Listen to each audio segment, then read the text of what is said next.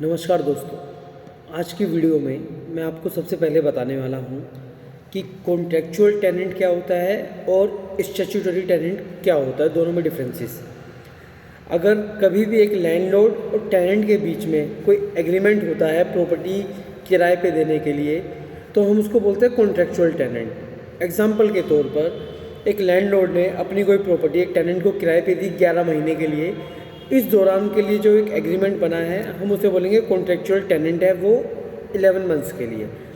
जैसे ही वो 11 महीने पीरियड जो था वो ख़त्म हो गया, एक्सपायर हो गया, उसके बाद भी वो टेनेंट उस प्रॉपर्टी में रह रहा है और लैंडलॉर्ड को किराया देता जा रहा है, मगर उनके बीच में कोई फ्रेश एग्रीमेंट नहीं हुआ, तो उस वाले केस में हम उस टेनेंट को बोलेंगे स्टैट्यूटरी टेनेंट। और जो स्टैट्यूटरी टेनेंट होगा उसके पास जो राइट्स होंगे वो हमारा डीआरसी का जो एक्ट है, दिल्ली रेंट कंट्रोल एक्ट, जो बेसिकली दिल्ली के ऊपर एप्लीकेबल है, वो उसको अधिकार देंगे, उसको राइट देंगे, टेनेंट को लैंडलॉर्ड से प्रोटेक्शंस प्रोवाइड कराएंगे, जो हमें 14(1) में बोला गया है। तो ये डिफरेंस होता है कॉन्ट्रेक्चुअल टेनेंट में और स्टैट्यूटरी टेनेंट में। अब इसके बाद हम बात करते हैं टेनेंट की डेफिनेशन, जो हमारे सेक्शन 2L में दी गई है। तो उसके अकॉर्डिंग टेनेंट कौन होता है?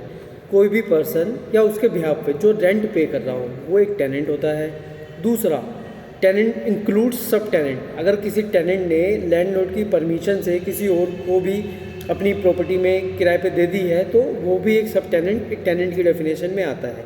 तीसरा, स्टैट्यूटरी टेनेंट की मैंने आप लोगों को डेफिनेशन अभी समझाई। अगर स्टैट्यूटरी टेनेंट की डेथ हो जाती है तो उसके बाद जो उनकी विडो होगी, जो उनकी वाइफ होगी, वो भी एक टेनेंट कहलाएगी। सबसे पहली प्रायोरिटी हम वाइफ को देते हैं।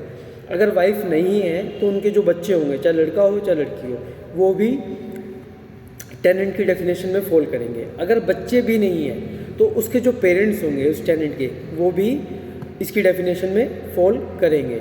चौथी चीज़, अगर मान लो कि वाइफ भी नहीं है, बच्चे भी नहीं हैं, उसके पेरेंट्स भी नहीं हैं, मगर लड़का था जो टेनेंट का, उसकी विडो है, उसकी वाइफ है, विधवा है, तो वो भी टेनेंट की डेफिनेशन में सेक्शन 2L में फॉल करेगी। ये बात करता है हमारा सेक्शन 2L टेनेंट होते क्या क्या है। तो आज का जो हमारा केस रहने वाला है उसका टाइटल है ज्ञान देवी वर्सेस जीवन कुमार। इस केस में सुप्रीम कोर्ट के सामने इशू क्या था कि अगर एक स्टैट्यूटरी टेनेंट था, अगर उसकी डेथ हो जाती है तो उसके बाद जो उसके लीगल हायर्स है, क्या वो भी टेनेंट की डेफिनेशन में फॉल करेंगे या नहीं करेंगे। बट इस केस में जो पॉइंट नोटेड करने वाला था वो ये था कि ये प्रॉपर्टी कमर्शियल प्रॉपर्टी थी, कमर्शियल टेनेंसी दी गई थी। तो इस केस में जब लैंडलॉर्ड सुप्रीम कोर्ट के सामने पहुंचा तो उसने ये अपना ग्राउंड लिया कि जो सेक्शन 2L है वो इस केस में सेटिस्फाई नहीं करेगा, क्योंकि स्टैट्यूटरी टेनेंट था, उसकी डेथ हो गई है, प्रॉपर्टी एक कमर्शियल नेचर की थी, तो उसके जो लीगल हायर्स है, जैसे कि मैंने आपको बताया, सबसे पहले वाइफ, फिर उनके बच्चे, बच्चे नहीं है तो उनके पेरेंट्स, पेरेंट्स नहीं है तो जो उनके बच्चे की जो वाइफ होगी, विडो होगी, वो।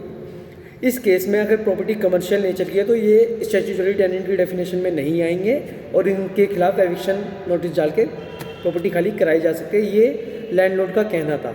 मगर सुप्रीम कोर्ट ने ऑब्जर्व किया कि अगर एक स्टैट्यूटरी टेनेंट है, चाहे वो प्रॉपर्टी कमर्शियल नेचर की हो चाहे रेजिडेंशियल नेचर की हो, अगर उस टेनेंट को कुछ हो जाता है, उसकी डेथ हो जाती है, तो उनके जो वाइफ है या उनके जो बच्चे हैं, उनके पास राइट है उस बिजनेस को आगे रन करने का उस प्रॉपर्टी से लेके।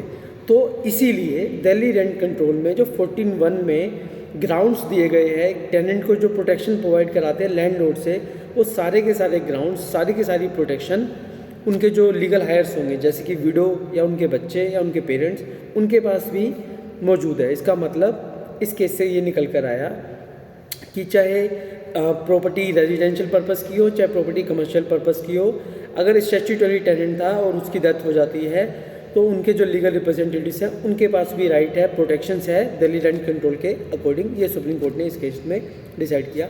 धन्यवाद।